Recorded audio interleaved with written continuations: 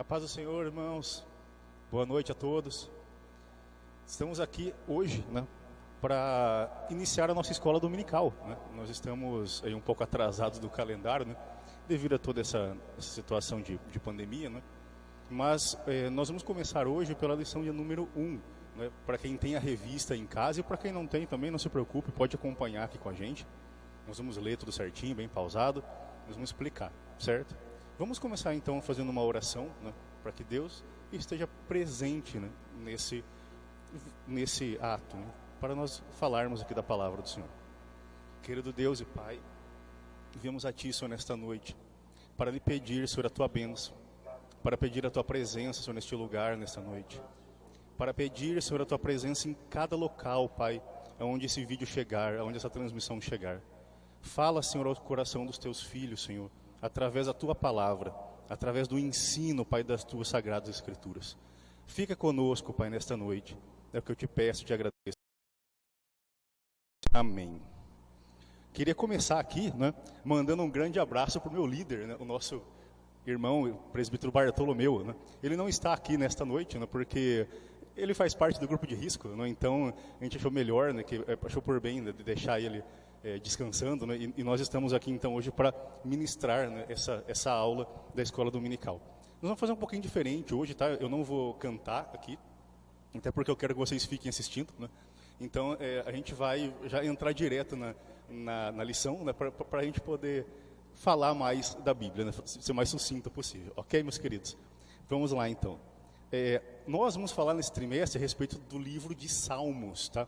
O livro 2 Salmos, Uma breve introdução aqui sobre o livro de Salmos, A gente tem nesse livro uma importância muito grande na Bíblia, É um dos livros mais lidos, o livro de Salmos e os livros do Novo Testamento são os mais lidos de toda a Bíblia, E nesse trimestre nós temos então, como comentarista da revista, o bispo Abner Ferreira, que é um homem de Deus. Aliás, vou fazer uma recomendação literária, Eu estou lendo o livro dele, que é o livro concernente a essa lição, o livro de Salmos. É incrível, tá? É muito bom o livro dele, uma didática impressionante, um dos melhores livros da editora Betel que eu já li. Então, adquira ele, é um livro muito bom sobre esse assunto, uma linguagem fácil, ele é bem sucinto, é muito bacana o livro. Vamos começar então com a nossa lição de número 1, Essa lição originalmente seria ministrada no dia 5 de abril, Mas como eu disse, a gente está um pouquinho atrasado, nós vamos compensar aí com as lives, O título dessa primeira lição é Salmos, um guia devocional para o cristão, Nós temos aqui no título já uma importância muito grande, que é a importância do devocional. O que é o devocional? O devocional é a sua prática com Deus, é o dia a dia, é aquilo que você faz, você e Deus, quando ninguém está vendo, E essa é uma prática que todo cristão deve ter e deve alimentar sempre, O devocional realmente diz quem nós somos diante de Deus. Por isso a importância de nós nos atentarmos a esse estudo de hoje. O primeiro tópico da revista diz o seguinte, olha, título, divisão do livro e autores. Já vão entrando então na lição. O texto da revista, para você que tem a revistinha em casa, se quiser acompanhar comigo, aqui o tópico 1.1, eu vou ler para a gente entender aqui o contexto da lição. Neste tópico, analisaremos o título, a divisão e os prováveis autores do livro de Salmos. O título propriamente, a palavra Salmos vem do hebraico Tehillim, que significa louvor, e por isso podemos traduzi-lo como o livro dos louvores. Tehillim é o livro dos Salmos. Trata-se de composições métricas do Inário de Israel, conforme escreve Matthew Henry. Embora cantar seja bem a voz da alegria, a intenção das canções é de uma latitude muito maior, ou seja, de um alcance muito maior, auxiliar a memória e expressar e incentivar todos os outros afetos, bem como a alegria. No livro de Salmos, encontramos a enunciação de diversos sentimentos, alegria, tristeza, desejo de intimidade e proteção do Senhor e exaltação dos seus feitos. Este livro, divinamente inspirado por Deus, não se resume a uma canção. Os livros de Tehillim, ou dos Salmos, ensinam, alertam e trazem à memória os feitos e agir de Deus. Percebemos que o louvor genuíno deve fazer parte da vida do cristão. Por intermédio do louvor, exaltamos a Deus por sua soberania e seus feitos. Né? Então, aqui uma breve introdução. Né? O nome original do livro de Salmos, né, no original hebraico, era Sefer Tehillim, né, que significa o livro dos louvores. Né. Quando foi traduzido, né, nós sabemos que a Bíblia, né, o Antigo Testamento, ele foi traduzido de duas línguas diferentes. Primeiro do hebraico, né, e depois então do grego, né, para nós. Numa tradução que foi conhecida como Septuaginta. Né. Na Septuaginta, então, que ganhou esse nome de Salmos, né, ou Salmoi, né, no original, que também tem uma outra palavra. Né, Salmoi foi traduzido para o português como Salterium, né, ou então para o latim primeiro, né, e depois para o português como saltério. O que seria um saltério? Né? Saltério é um nome que significa que aqueles louvores são para serem acompanhados musicalmente, especificamente por cordas, instrumentos de cordas. Mesmo hoje, né, mesmo hoje em dia, algumas denominações ainda usam esse termo. Né? Em algumas igrejas, o inário, né, nós temos aqui o inário, né, mas em algumas igrejas ainda se usa o nome saltério, né, para se referir a esse inário. Né? Foi um nome que pegou, né, que ficou, né, porque ele traduz, né, essa expressão do livro de Salmos, que é de louvar ao Senhor. Né? Só um breve parênteses aqui, eu tenho que falar isso, pelo seguinte, duas observações. O livro dos Salmos, tá, ele tem uma característica um pouco diferente dos outros. Né? É muito comum, às vezes, a gente encontrar, esse é um erro muito comum que as pessoas cometem, né, de atribuir capítulos aos Salmos. Né? Salmo de capítulo 2, Salmo de capítulo 3, mas o livro dos Salmos em si não tem capítulos, tá? Ele é apenas uma coletânea de Salmos, por isso que ele tem esse nome. Né? Então, sempre que você for ler publicamente, né, é que nós estamos aqui num culto de ensino, né, sempre que você for ler publicamente, né, então, sempre você vai ler o Salmo como o número. Né? Vamos ler então o Salmo de número 3, o Salmo de número 4. Né? Uma das explicações para isso é justamente por isso. Né? Ele era, né, um livro de louvor, né, de louvores. Né? Os salmos em si não têm ligações. Né? O Salmo 2 não é a continuação do Salmo de número 1. Né? Eles são textos completos em si mesmos. Né? Então, por isso que nós não usamos essa terminologia de capítulos, né, no livro de Salmos. Né? Voltando aqui à lição, né, esse livro, né, o livro dos Salmos, ele tinha uma importância muito grande para o povo de Israel. Né? Por quê? Ele era um livro que ele era muito utilizado nas peregrinações do povo. Né? A gente sabe, nós vamos falar um pouco mais disso mais para frente, mas o louvor sempre esteve presente na vida do povo de Deus. Né?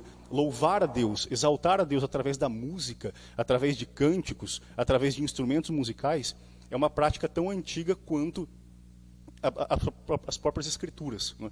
Então, isso sempre esteve presente. Por isso a importância de nós estudarmos, né, esse livro tão maravilhoso. Né? Durante, né, as peregrinações, né, e também, né, durante as festas, né, o livro de Salmos era muito entoado. Né? Os salmos específicos eram determinados para cada festa, né, mas é um livro muito utilizado, né, no Antigo Testamento, pelo povo judeu. E, é claro, é um dos livros mais citados também no Novo Testamento. Né? Os dois livros que são mais citados no Novo Testamento são o livro dos Salmos e o livro de Isaías. Né? Então, como referências, né, de textos do Novo Testamento. Daí a importância de nós entendermos um pouco mais, né, a respeito desse livro. Né? Eu vou partir então aqui para o tópico 1.2, para a gente não delongar muito. O tópico 1.2 vai falar sobre a divisão do livro. Né? O livro de Salmos tem algumas divisões que nós vamos ver aqui. 1.2 diz o seguinte: é comum considerar a divisão do livro de Salmos em 5 livros, que começam, respectivamente, no Salmo 1, 42, 73, 90 e 107. David Howard Jr. destaca uma interessante observação feita por Jared Wilson sobre o livro começar com um salmo que exalta a relevância da meditação na palavra de Deus, o Salmo de número 1, e encerrar com uma exortação a todos para louvar ao Senhor, no Salmo de número 50. Assim, a vida deve ser vivida, pautada na palavra de Deus e para a glória de Deus. Né? Nesse tópico, então, nós vamos entender o seguinte: o livro de Salmos, se você prestar atenção, né, você vai entender que pelo menos em algumas Bíblias, acho que todas elas hoje têm isso, todas as versões têm isso. O livro dos Salmos ele tem 5 divisões. Né? Ele colocou aqui, como vocês não estão, quem não está com a revista, não se preocupe que eu vou dizer aqui quais são os salmos, tá? Só para a gente entender, né? Mas o livro dos Salmos, ele é dividido em 5 grandes partes, né? Qual que é a primeira parte, né? A primeira parte dessa divisão vai do Salmo de número 1 até o Salmo de número 41, tá? Estes salmos, desse primeiro intervalo, desse primeiro livro, quase todos são da autoria de Davi. Davi é um dos maiores compositores de salmos, né, em número de salmos, né. E uma outra característica interessante, um paralelo que nós podemos fazer, né, a respeito dessa divisão em 5 partes, é que cada uma dessas partes corresponde a um livro do Pentateuco, ou seja, dos primeiros 5 livros da Bíblia, né. Os assuntos nos quais eles estão organizados, nesses 5 livros, eles pertencem, cada grupo deles faz menção e faz referência a um livro do Pentateuco, né. Nesse primeiro ponto, faz referência ao livro de Gênesis, né, do Salmo 1 até o Salmo 41, né. Porque se você prestar atenção nos assuntos dos Salmos, de 1 ao 41, você vai ver que o que eles enfatizam, na verdade, é o pecado do homem e a necessidade de Deus, né. É isso que nós encontramos exatamente no livro de Gênesis, né.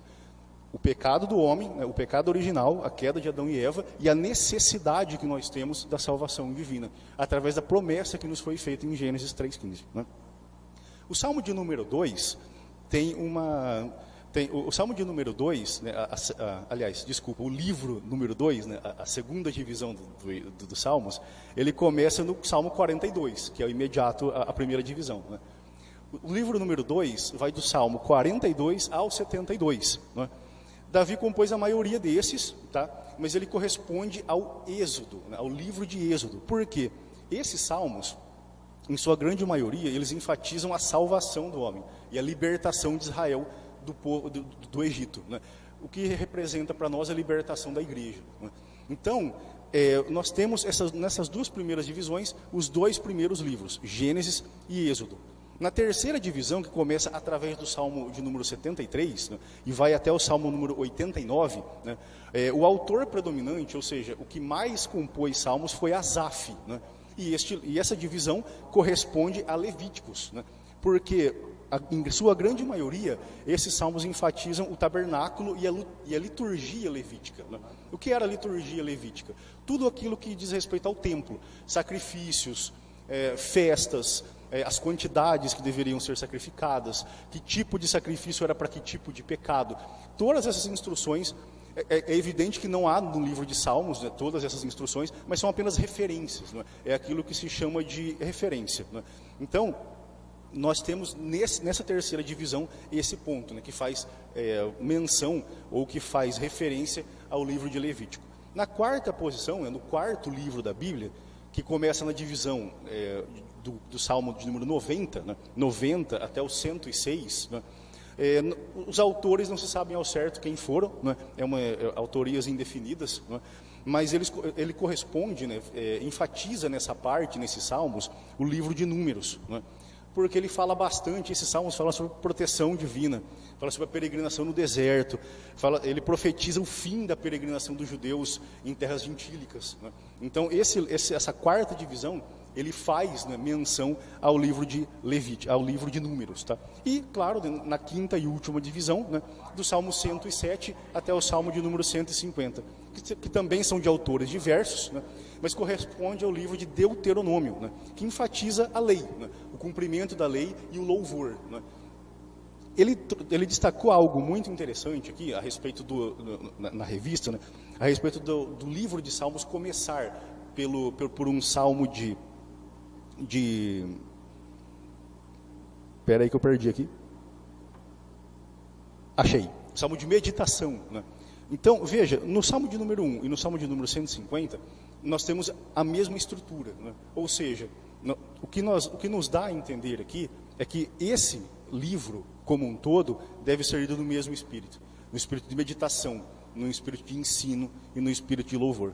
Isso é muito bacana. É a Bíblia sendo Bíblia, né? Isso é uma das coisas que mais me fascina no estudo das Escrituras. Nada é em vão. Tudo tem um porquê, tudo tem uma ligação, tudo tem um propósito. Nós vemos a perfeição divina, né, através dessas coisas. É muito interessante. Vamos para o tópico 1.3, então, né, que fala sobre os autores. Gente, vocês que quiserem mandar perguntas, tá, né, durante, né, essa aula, pode escrever nos comentários aí, compartilhe esse vídeo com quem você achar que se interessa pelo assunto, e com quem você achar que não se interessa também, né, a palavra de Deus é sempre muito interessante, né. Então vamos compartilhar aí nas redes sociais, e quem tiver alguma dúvida, alguma pergunta, escreve nos comentários aí, que na medida do possível a gente vai responder, sim, a todos que tiverem alguma dúvida, alguma pergunta, né, ok? A escola dominical, ela tem essa característica, né, ela é bem participativa, né. Vamos lá, então, 1.3 autores. É importante ressaltar que nem todo o salmo é de autoria de Davi. Talvez por ser mais conhecido e atribuído a ele um maior número de salmos, 73, né, para falar em números, e que seja comum denominar salmos de Davi, né? Porém, há salmos cuja autoria é desconhecida ou sem consenso entre os estudiosos, mais ou menos 50 deles, né? Como os salmos 1, 2 e 10, dentre outros. Outros autores são Moisés, Salomão, Asaf, Emã, Etan, os filhos de Corá ou de Coré, né, em algumas traduções, né? Assim, o Espírito Santo inspirou e conduziu diferentes pessoas em diversos momentos para registrar que, independente do contexto e épocas, né, dos contextos e épocas, o Senhor Deus é digno de adoração em todo o tempo, e dele somos dependentes, né? Como ele mencionou aqui, Davi escreveu 73 dos 150 salmos, né? É quase que a maioria deles, quase que metade, né? Davi é um dos autores que mais dispensa apresentações, né? Mas se nós formos analisarmos, né, a vida de Davi, a gente vai entender por que, né, ele escreveu tantos salmos, né? Se nós olharmos a biografia de Davi atentamente, lá em 1 Samuel, 2 Samuel, nós temos vários relatos disso, né? Davi, ele era um homem completo, né? Ele era um homem de guerra, mas ele também era um poeta, né? Ele tinha esse equilíbrio, ele tinha essa temperança, né? Davi era um exímio músico, né? Você pode comparar isso lá em 1 Samuel 16, por exemplo, né? Ele foi pastor, na 1 Samuel 16, 11, né? Claro, como todos nós sabemos, né, ou já ouvimos falar pelo menos, né, como consta em 1 e 2 Samuel, a vida de Davi foi muito cheia de altos e baixos. Ele foi uma pessoa que teve uma vida muito intensa, de emoções, de frustrações, de projetos que deram errado, de projetos que deram certo, né? E isso tudo trouxe a ele inspiração divina, né? Por isso, talvez, né, a grande maioria dos salmos seja de autoria dele, né? Coisas, né, que Davi deixou transparecer, né? Davi, ele foi um dos homens mais usados por Deus para transparecer esse lado humano, não é? que os grandes homens de Deus tiveram, né? Às vezes a gente olha para esses grandes personagens bíblicos e nós temos a falsa sensação de que eles eram sobre-humanos, né? De que eles eram pessoas que eram totalmente diferentes de nós.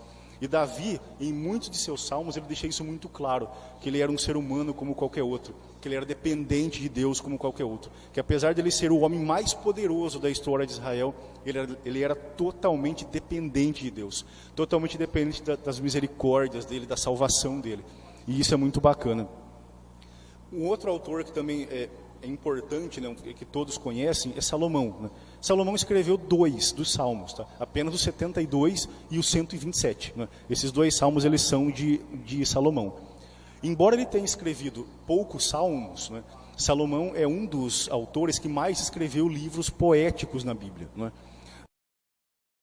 Na verdade, quase todos eles, né? De todos os livros poéticos que nós encontramos na Bíblia, Salomão escreveu 3 deles, né? Que são o livro de Provérbios, Cantares e de Eclesiastes, né? E no livro de Salmos ele teve uma pequena participação, né?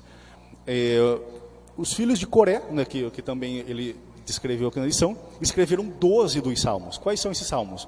Salmo de número 42 até o 49, o 84, 85, 87 e o 88. Né? Os filhos de Coré, como ele citou aqui na revista, era uma família, na verdade, era uma família de levitas, né? Normalmente, né, a maioria dos estudiosos concorda que talvez não tenha sido os descendentes imediatos, mas que talvez, inclusive as outras gerações, próximas gerações de Coré, também tenham escrito salmos, né, e tenham sido identificados como filhos de Coré, como netos, bisnetos e etc. Né? Mas não se sabe muita coisa a respeito deles. Só se sabe da tradição judaica que eles eram uma família muito respeitada no sacerdócio levítico. Um outro participante também, né, um outro autor do livro de Salmos é Asaf. Asaf também escreveu 12 dos Salmos. Né? Quais são esses salmos? O Salmo de número 50 e do 73 até o 83. Né? Também foi um importante compositor aí de salmos. Emã, né, escreveu o livro, né, escreveu o Salmo de número 88. Né? É o único salmo que é atribuído a ele. Né? Só um adendo, né, uma curiosidade, Emã é considerado pela tradição como o fundador de um coral, justamente chamado de Filhos de Coré. Né? Esse coral ele ficou muito famoso na tradição judaica por entoar os salmos. Né? Então, e ele foi o compositor aí do Salmo de número 88. Né? Etan também escreveu um salmo, né, Salmo de número 89, e 49 dos salmos que nós temos são de autoria desconhecida. Né? E encerrando então essa parte dos autores, né, Moisés, é atribuído a Moisés, né, pela tradição, a autoria do Salmo de número 90, né, que é um dos salmos mais conhecidos, né, de toda a Bíblia, né, foi escrito por Moisés. Vamos para o tópico número 2, né, para a gente não se estender muito. Principais características do livro. O livro de Salmos é classificado como literatura poética hebraica, com conteúdo caracterizado por expressões que retratam emoção, ritmo e linguagem metafórica, como comentou Esdras Bento. O que não significa que são ação humana. Escritores inspirados por Deus fizeram uso de vários recursos estilísticos para transmitir a mensagem. É importante nós enfatizarmos isso. Não é? O estilo literário em nada demanda se o texto é sagrado ou não. Né? Embora nós tenhamos aqui um estilo de escrita poética, isso em nada desabona o fato de o livro de Salmos ser um livro divinamente inspirado, né? Como nós vamos detalhar agora. 2.1. Poesia hebraica. Né? Não apenas no livro de Salmos encontramos poesia, mas também em outros textos do Antigo Testamento, como Êxodo 15, do 1 ao 19, Deuteronômio 32, Juízes 5, do 1 ao 31. Como comentado na Bíblia de Estudo Palavras-Chave, trata-se de uma poesia diferente de nosso tempo, pois não envolve a rima de sons, mas a rima de pensamentos ou ideias. Encontramos em vários salmos a descrição de sentimentos intensos e como os escritores lidaram com os mesmos. Tá? Só para a gente entender, né, às vezes a gente tem o livro de Salmos como um livro poético, mas quando nós lemos, né, o livro de Salmos, a gente não encontra a poesia da qual nós estamos habituados a ler. Né? Por quê? Na língua portuguesa, nós temos uma característica poética que é a característica de rimas, né? Que é a característica de ritmos e rimas. Né? Ou seja, todas as poesias que são compostas na nossa língua, elas têm essa característica. Não é? Então, mas quando nós vamos para a poesia hebraica, nós temos que entender o seguinte: se trata de uma língua mais antiga, de um povo antigo, cultura diferente. Não é? E na linguagem deles, o que importava numa poesia, num texto poético, não era a rima e o ritmo com que a poesia era falada, mas sim as ideias que eram transmitidas. Não é? A poesia ela era diferente. Né? O ritmo, né, ou o estilo poético, né, adotado pelo povo hebreu era um estilo que é chamado de paralelismo de ideias. Né? Como é que funciona isso? Né? O paralelismo de ideias ele tem três principais características. Né? O primeiro que nós encontramos na Bíblia é a característica sintética, né? Ou seja, o paralelismo de ideias, a composição de paralelismo de ideias de forma sintética. Como que funciona isso? A segunda parte, né, da poesia, a segunda parte do texto, ela amplia a mensagem da primeira, certo? É assim que funciona. Vou dar um exemplo aqui. Se você tiver com a sua Bíblia e você for rápido de busca, se for rápido de leitura, você pode me acompanhar. Né? Se você for rápido de endereço, né, como diz um pregador que eu gosto muito, você pode acompanhar. Né? Diz o seguinte, ó, é o Salmo de número 103, versículos 1 e 2. Bendize a minha alma ao Senhor, e tudo que há em mim bendiga o teu santo nome. Bendize a minha alma ao Senhor, e não te esqueças de nenhum de seus benefícios. Percebe? No primeiro versículo, ele diz a primeira ideia mais curta, né? Bendize a minha alma ao Senhor, e tudo que há em mim bendiga o teu santo nome. No segundo versículo, ele amplia, bendize a minha alma ao Senhor, e não te esqueças de nenhum de seus benefícios. Ou seja, na segunda parte, ele amplia a ideia dizendo que bendizer ao Senhor amplia, ou seja, há benefícios, né, em bendizer ao nome do Senhor. Esse é o primeiro estilo que é encontrado nas Escrituras, né, a respeito do paralelismo sintético, né. Também nós temos um outro estilo, que é o segundo estilo que é encontrado, que é o paralelismo sinonímico, né. Como é que, apesar do nome feio, né, mas o que acontece? Como que funciona o sinonímico? A segunda parte repete com sinônimo o pensamento da primeira, né? Esse é mais fácil de entender.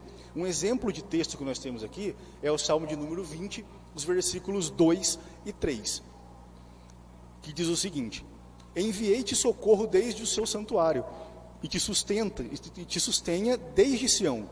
Lembre-se de todas as tuas ofertas, e aceite os teus holocaustos. Né? Veja, qual que é o sinônimo aqui? O holocausto, ele está combinando, né, com a oferta. Né? Nós temos, na primeira parte, envie-te socorro desde do seu santuário, e sustenha desde Sião, né? Santuário e Sião, lugares de oferta ao Senhor. Lembre-se de todas as tuas ofertas, e aceite os teus holocaustos. Né? Então, ele amplia a ideia ele repete, né, a ideia do primeiro, mas com outras palavras, né, no segundo, já que holocausto, né, também é um tipo de oferta. Né? E também temos o terceiro, que também é bem utilizado, que é o paralelismo antitético, ou antitético, como alguns dizem, mas antitético seria o correto. Né? O que é o antitético? Né? A segunda parte é uma antítese, ou seja, ela confronta a primeira com uma ideia oposta. Né? Nós encontramos um exemplo disso em Provérbios 12. Né? Provérbios 12, versículos 1 e 2, diz o seguinte: o que ama a instrução ama o conhecimento, mas o que odeia a repreensão é estúpido. O homem de bem alcançará o favor do Senhor, mas o homem de intenções perversas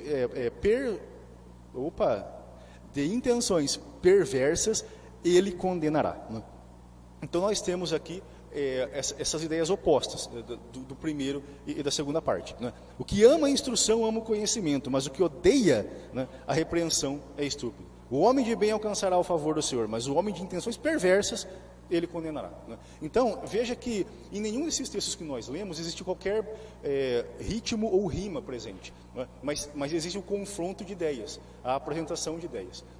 E isso é muito interessante, porque com essa característica não se perde, né, o valor poético na tradução para outros idiomas, né? Porque muitas vezes a rítmica, né, ou a rima, né, elas dependem de circunstâncias próprias de cada idioma. Né? Nem sempre é possível traduzir uma poesia mantendo, né, suas características originais. No caso da Bíblia, isso é possível, graças a Deus.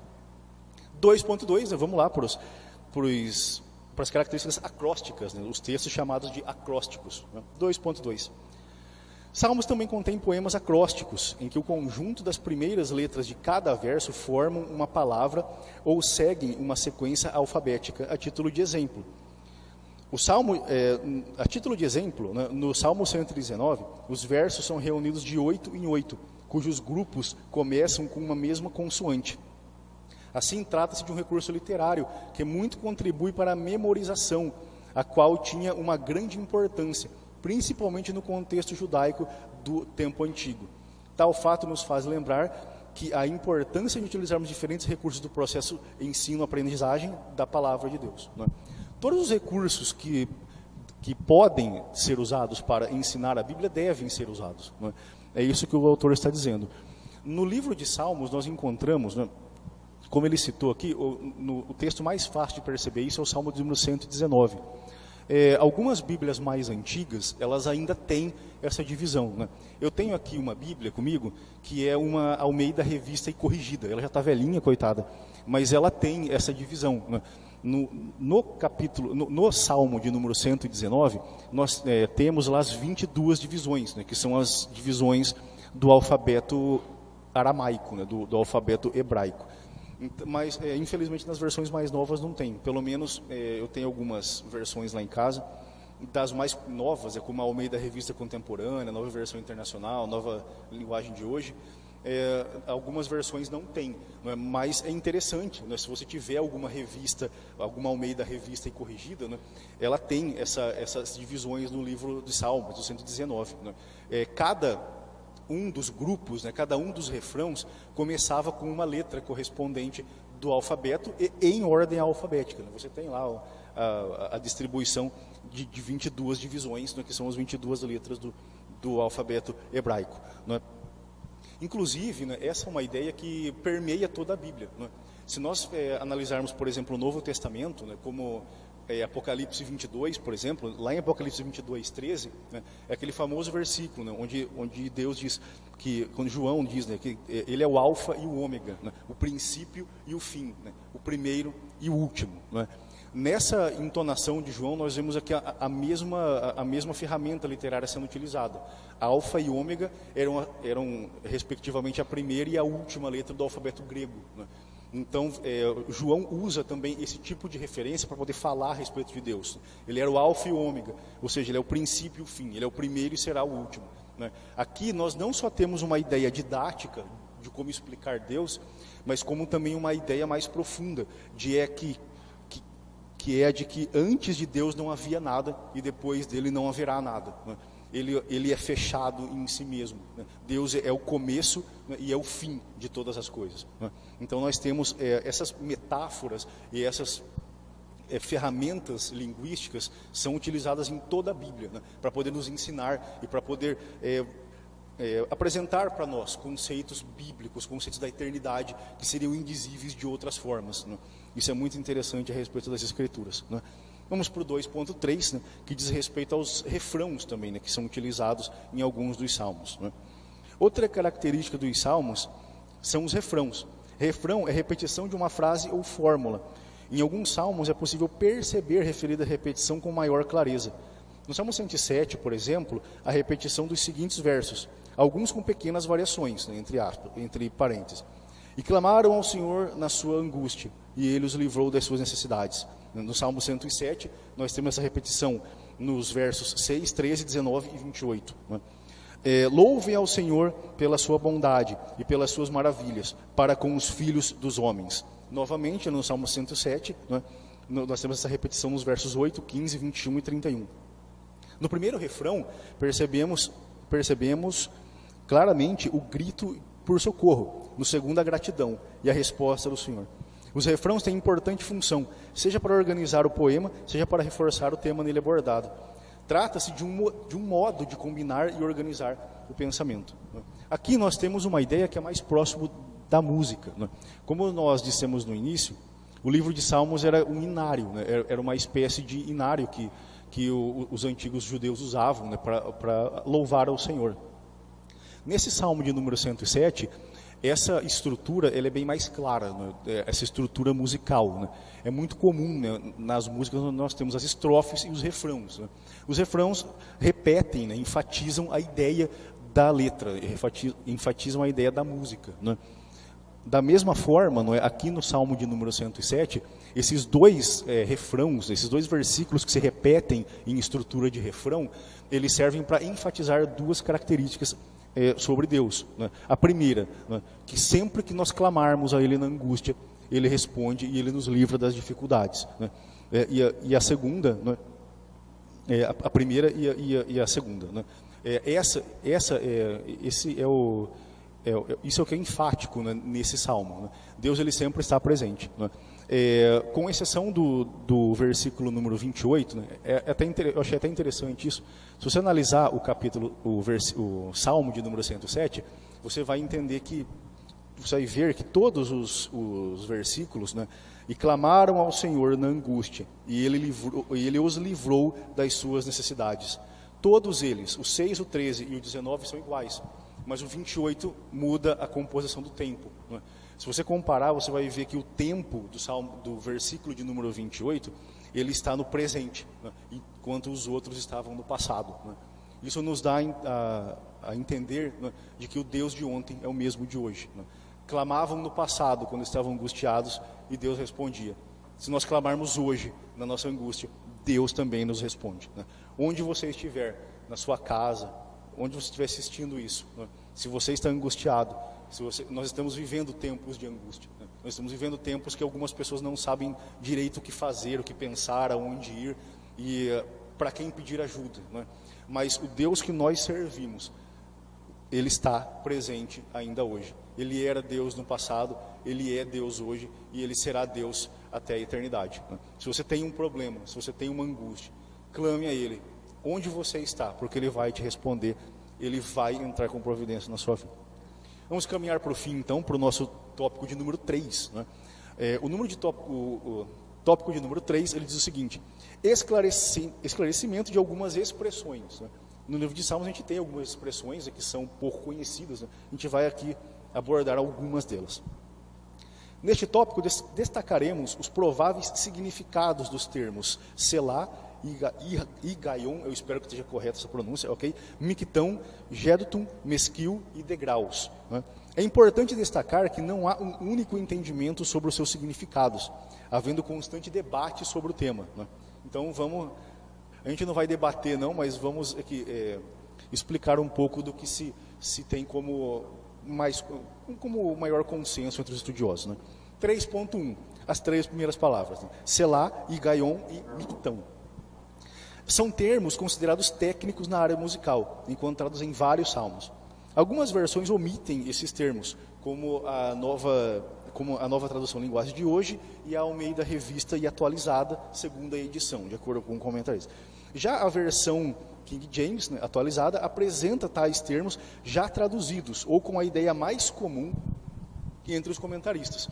Portanto, não há consenso quanto à exata ideia que tais termos queriam expressar nos diversos cânticos. O termo Selá é bastante utilizado, ocorre 71 vezes, nos Salmos 3, 4, 24, 46 e entre outros. A Septuaginta considera como uma pausa ou interlúdio musical. Já o termo Igaion, Salmo 9, 16, aparece junto com Selá. Pode se referir a um momento para pausa, para meditação. O comentarista Derek Kidner diz que Igaion também está presente no Salmo 19 e verso 14, e também no Salmo 92 e verso 3, nas frases meditação do meu coração e harpa com som solene. O termo mictão, presente nos Salmos de 56 a 60, por exemplo, pode se referir à oração silenciosa, ou como registrado por Dake, texto gravado ou permanente. Ele deu aqui uma boa ideia do que essas palavras significam. Existem várias, existem alguns confrontos, alguns acreditam que seja isso mesmo, alguns não sabem ao certo, mas independentemente desses termos originais, independentemente do significado deles, existem 3 lições muito importantes que nós podemos tirar do livro de Salmos nesse sentido. A primeira lição que nós podemos tirar desses termos, que diz respeito à pausa, que diz respeito à meditação, é que é muito importante nós meditarmos nas letras dos hinos, principalmente nos que estão sendo feitos hoje. Veja, nós sabemos que hoje, quando nós temos cantores exponenciais, grupos exponenciais, eles tendem mais ao que uma gravadora diz, ao que o marketing diz a respeito da música, do que aquilo que realmente está no coração dele, do que aquilo que realmente está na Bíblia. Claro, é evidente que isso não acontece com todos. Graças a Deus nós temos muitas boas influências musicais no nosso país. Mas é sempre preciso estar atento para que esses hinos que nós estamos usando para louvar ao Senhor, se eles estão mesmo louvando ao Senhor. Essa é a nossa preocupação. Essa tem que ser a nossa preocupação. Veja se o texto tem coerência bíblica, veja se a letra tem coerência bíblica. Tá? Cuidado com traduções de músicas. Às vezes, hoje é muito comum nós termos traduções de músicas de outros idiomas. Nós temos aí grandes ministérios mundiais que são grandes compositores de hinos e de louvores, e vários desses hinos são importados por cantores brasileiros, às vezes traduzidos de uma forma que tradicionalmente não condiz com a maneira como se deve louvar ao Senhor. Então tome cuidado, seja coerente. Preste atenção, música não é só barulho. Um outro tópico que nós devemos também meditar a respeito disso, é que as músicas, tanto os hinos da harpa, quanto os louvores que são entoados na igreja, eles devem proporcionar em nós reflexão, deve proporcionar em nós o pensamento, de que forma nós estamos reagindo àquilo. Todo o hino que é bem composto, ele tem uma mensagem bíblica dentro dele. Ele tem uma mensagem de Deus dentro dele, né? Então, qual é a sua verdade, né? Qual é a minha verdade quando nós ouvimos essas letras, quando nós meditamos nelas, né? É importante meditar, né? Os hinos, aquilo que é entoado na igreja não é apenas barulho, né? É muito bonito quando nós temos uma banda, né? Como nós temos aqui na sede, um grupo de louvor abençoadíssimo, que é muito técnico, mas graças a Deus nós temos aqui os dois lados, né? Eles são muito técnicos, né? E eles têm muita unção, né? Mas nem em todos os lugares é assim, né? Então nós temos que tomar cuidado, né, com isso, né? Às vezes a técnica sobrepõe aquilo que Deus, aquilo que o Espírito está querendo fazer no meio da igreja, né? O louvor, ele ajuda muito na quebrantação, né, do coração, na entrega, né? Por isso é importante a meditação, né? O louvor, ele quebra barreiras, ele quebra correntes, né? Então nós temos que dar a devida importância, nós temos que meditar naquilo e temos que tomar cuidado com a maneira como louvamos a Deus. Porque, como eu disse, às vezes, o louvor que nós estamos entoando a Deus não é louvor, né? Muita gente confunde louvor com adoração, né? Isso é um dos erros mais comuns que nós vemos hoje em dia. Qual é a diferença entre louvor e adoração? Louvor é aquilo que você canta, é aquilo que você usa para exaltar o nome do Senhor. Adoração é estilo de vida, é a maneira como você vive, né? Você adora a Deus como você vive, né? Louvar é cantar, é expressar, né, com sentimentos, com música, com palavras, aquilo que nós sentimos, né, de louvar e de engrandecer, de entronizar o nome do Senhor. Um terceiro tópico que nós devemos meditar também aqui é a questão da diversidade, né? A diversidade de estilos, ela deve ser incentivada, desde que, claro, como tudo, com prudência, né? Nós temos, né, hoje, devido à grande velocidade de informação, de mídias sociais, nós temos hoje muitos povos dentro da igreja, nós temos até culturas diferentes dentro da igreja. Uma coisa que nós aprendemos e que nós vemos no decorrer do livro dos Salmos é que vários estilos eram usados. Isso se aplica para nós, né? É uma lição que nós devemos tirar para a igreja de hoje. Nós devemos incentivar a diversidade para que o maior número de pessoas seja alcançado pelo reino, né? Então, é muito interessante ter a diversidade, né? Hoje nós temos muitas atividades dentro da igreja, como grupos de dança, ministério de louvor, orquestra, e tudo isso é muito interessante e é muito bom quando colabora para o reino, né? Dentro do livro de Salmos, essas são lições que nós temos também a respeito dos estilos, não é? 3.2, então, para a gente caminhar por fim, ele traz aqui mais dois termos, Jedutum e Masquil, né? As anotações editoriais dos Salmos 39, 62 e 77 estão relacionadas com Jedutum, mencionado em 1 Crônicas 16 e 25, né? E também em 2 Crônicas 5, entre outros textos. Jedutum era da família dos levitas e habilidoso na música.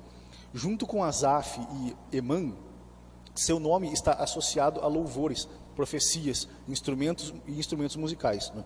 Já o termo masquil, encontrado no título de alguns salmos, como o 32, o 42 e do 45 do 44 até o 45, por exemplo, também não há consenso quanto ao seu sentido, podendo ser salmo de entendimento ou salmo didático. Dake identifica como o ensino, né? Contudo, também há outras sugestões, como salmo eficaz ou salmo habilidoso, conforme Kidner. Esses nomes são de estudiosos da Bíblia, né? Comentários bíblicos que o comentarista utilizou-se, né, para poder fazer essa lição, não é? Uma lição que nós temos, né, não só no livro de Salmos, né, dos Salmos, mas ao longo de todas as Escrituras, né, algo que nós sempre percebemos é que as habilidades musicais, elas sempre acompanharam o povo de Deus, né? Sempre. O louvor a Deus sempre esteve presente desde o início, né, do povo israelita, né? Sempre louvores eram usados para entronar do masquil, é que ele seja um termo didático, né, mesmo, né? Essa é uma das características dos salmos, né? Existem muitos salmos da Bíblia, nós vamos falar disso nas próximas lições, mas um dos tipos de salmos que existem são justamente os salmos didáticos, né? O que são salmos didáticos? Salmos de ensino, né? Quando, por exemplo, nós temos no Salmo 1, né? Não vos assentais na roda dos escarnecedores, né? Isso é o ensino, né? É algo que, olha, não faça isso, porque isso não condiz com quem é do povo de Deus, né? Então, nós temos vários desses salmos também didáticos, né? O importante aqui é que nós temos que ter a convicção que toda habilidade que pode acrescentar ao Evangelho deve ser incentivada e realizada, né? Seja musical, seja em qualquer outra maneira, outro estilo, né? Eu gosto muito de um texto, né, que está lá em Marcos, no capítulo 9. Né, os discípulos chegam até Jesus e falam assim: Senhor, tem alguém expulsando demônios no seu nome, mas ele não anda com a gente, né? Então Jesus olha para eles e fala assim: olha, deixa ele fazer, porque ninguém que é contra mim pode operar em meu nome, né? Então ele diz aquele icônico versículo, que está no versículo 40, né, Marcos 9, 40. Quem não é contra nós é por nós. Então tudo aquilo que for favorável ao Evangelho deve ser incentivado, né? Ademais, né, eu não trouxe aqui muitas definições para não ficar muito maçante e muito cansativo, né, porque, na verdade, esses debates, desses termos, desses nomes, eles são tão antigos, né, quando você pega literatura especializada a respeito disso, né, comentaristas que falam sobre os salmos, né, a maioria deles concorda que esses termos são tão antigos, que nem mesmo os rabinos mais instruídos sabiam de fato, né, o que aquilo significava, né. Então, eu acho que é mais importante nós extrairmos, né, desse texto as lições para nós hoje, do que de fato entender, né, vamos deixar para os doutores, né, eles que pesquisam e dedicam a vida a isso, né. Nós estamos aqui para cultuar a Deus, estamos aqui para adorá-lo, né. No nosso entendimento, né, no entendimento que nós temos hoje, né, é possível adorar a Deus, é possível exaltar o nome dele, e é para isso que nós fomos criados, né. 3.3, né, para nós encerrarmos aqui então a nossa lição de hoje, não é? Nós temos então os salmos dos degraus, né, que são chamados, né? Degraus cujo significado literal é subir, né, subir no hebraico original, ou ainda cântico gradual, ou seja, que vai aumentando aos poucos. Cântico de peregrinação também era chamado, né? Consiste na tradução dos títulos dos salmos, 120 até o 134. A Bíblia judaica completa traduz como canção da subida. Há diversas interpretações para o uso deste título, sendo a mais provável a que faz referência aos cânticos entoados pelos peregrinos, quando subiam para Jerusalém, né? Aqui, uma questão interessante que nós temos é o seguinte: salmos específicos, como ele citou aqui, eram cantados, né, pelos israelitas quando eles faziam a peregrinação até Israel, né, até Jerusalém, né. Lembre-se de que para os judeus existia um único templo, né? Era um único lugar que era o lugar de sacrifício. Existiam as sinagogas, né, que eram lugares onde se orava, se ensinava as escrituras, mas as sinagogas não eram um templo, né? O templo para os judeus é um só, né? É o templo de Jerusalém. Então, durante as festas, né, durante a festa da Páscoa principalmente, havia uma grande peregrinação de judeus até Jerusalém, né, por conta do templo estar lá. E durante essas peregrinações, que eram feitas a pé, cantava-se então esses hinos, né? Cantava-se esses salmos, né, para chegar até lá. O interessante, né, o interessante de nós notarmos aqui é o seguinte: embora alguns dos israelitas morassem em lugares que geograficamente fossem mais altos do que Jerusalém, eles nunca diziam que eles desceriam a Jerusalém. Eles sempre diziam que eles subiriam a Jerusalém, né? Porque era uma maneira de expressar, né, que as coisas de Deus estão acima, né, que estão no alto. Então, mesmo que esses israelitas habitassem em cidades distantes e que geograficamente fossem mais altas do que Jerusalém, eles jamais diziam que eles desceriam a Jerusalém, e sim que eles subiriam a Jerusalém, né? Talvez essa seja uma das explicações de por que cântico dos degraus, né? Eles entendiam, né, simbolicamente, que quanto mais se aproximavam de Jerusalém, que quanto mais se aproximavam do templo, mais perto de Deus eles estavam. Ou seja, eles estavam subindo e nunca descendo, né? Bom, eu acho que aqui, né, nós podemos encerrar, né? Eu vou apenas colocar um salmo aqui que explica, né, a questão dos degraus, né, que é o salmo de número 122, os versículos 3 e 4 dizem o seguinte: ó: Jerusalém está edificada como uma cidade bem sólida, aonde sobem as tribos do Senhor, como testemunho de Israel, para darem graças ao nome do Senhor. Então, você vê que sempre que se refere a Jerusalém, sempre que se referia ao templo, era sempre subir a ele e nunca descer, independente da posição geográfica. Certinho? Eu vou perguntar aqui pro pessoal que está por trás das câmeras aqui. Tem toda uma galera aqui, vocês não estão vendo, mas tem toda uma galera que está aqui ajudando. A gente não faz nada sozinho, né? A obra de Deus sempre foi coletiva, né? Eu encerrei, tá por aqui. Eu vou ler a conclusão, porque senão o Bartolo vai puxar a minha orelha depois. Deixa eu ler a conclusão, porque senão fica ruim. O livro dos Salmos é um indispensável guia para o louvor e a oração, tanto individual como coletiva, principalmente neste tempo de tantas distorções e superficialidade doutrinária expressas em muitos cânticos.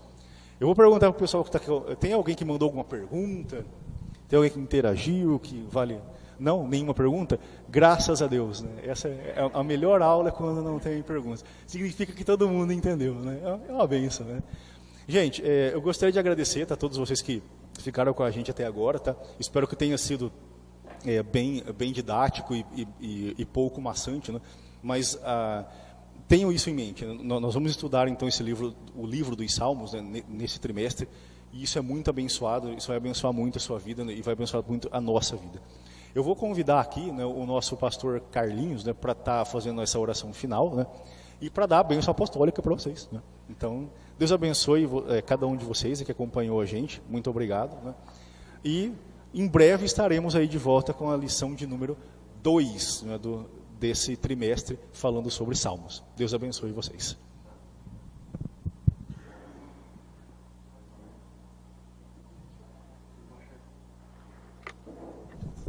Graças a Deus. Deus abençoe a todos os irmãos. Nós estávamos acompanhando uma aula abençoada, a primeira lição da nossa revista. Louvar a Deus pela vida do irmão Tiago, que é um excelente professor. Louvamos a Deus por todos vocês que ficou conosco até agora. Amém? Vamos orar. Senhor nosso Deus e nosso Pai, te louvamos neste momento pela tua palavra que foi ministrada aqui nessa noite, Jesus. Somos gratos ao Senhor, porque a tua palavra traz vida e vida com abundância para cada um de nós. A tua igreja não esteve presente fisicamente, mas os irmãos, eu tenho certeza que entendeu e compreendeu a tua palavra. Fica conosco, nos guarda, nos abençoa. Visita os lares nessa noite, meu Deus, as famílias, os pais. Visita o nosso pastor, meu Deus, aonde ele estiver, Pai. Nós pedimos a tua bênção sobre a tua igreja, sobre os alunos da Escola Bíblica Dominical, ó Deus, no nome de Jesus. Amém. Graças a Deus. Só lembrando os irmãos que amanhã às 18 horas, nosso pastor com certeza estará aqui, num culto ao vivo, ministrando a palavra de Deus, levando a palavra de Deus até o seu lar, até o seu coração, tá bom? Curva a sua cabeça onde você estiver, receba a bênção apostólica, que o amor de Deus, a graça de Jesus e a consolação do Espírito Santo esteja com todos nós, não somente hoje, mas para todos sempre. E você que recebe, diz amém. Está terminado em nome de Jesus, a paz do Senhor para todos os irmãos. Glória a Deus.